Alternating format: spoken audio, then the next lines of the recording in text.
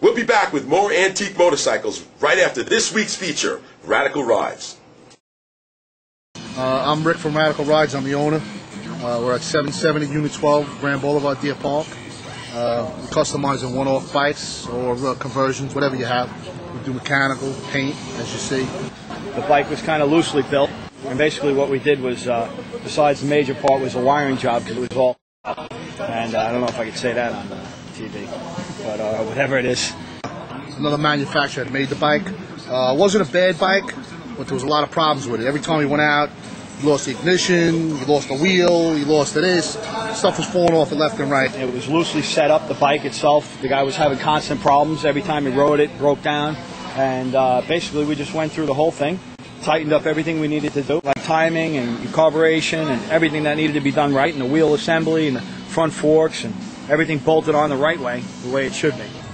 How you doing, Chris? This is my bike built by Radical Rides. Basically, we moved the controls back 2 inches, moved the seat up 1 inch, moved the bars back 4 inches, made it more of a rideable bike for a normal height guy. Rewired it, went over everything, different nuts and bolts. We have a little different technique than every other guy. Everybody has their own styles. Put it all back together the way we felt it was right, and he's been riding it about 2 months now, probably non-stop knowing him, and it's been altogether good so far. I ride it every day. I bought it to ride, not look at in the showroom. The guy I bought this bike from, for what I hear, every time he went out, this bike broke down. They had a problem with it. Got to the point where they didn't even want to go with him anymore. I said, since Pete put the bike together for me, I haven't had one problem with it. It's been running like a champ ever since, knock on wood. And other than that, we repainted it. It was god-awful green. And we painted the red and black, the helicopter, the flat black. And, it's interesting looking. It's different than some of the other bikes we see out there.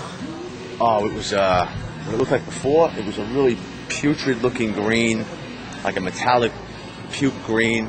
It just didn't have, it just took away from the bike. Look at the bike now, it looks like a tough, old-school chopper, but it had that other paint job on it. It just looked sissified or something. I don't know what word I'm looking for, but it was horrible.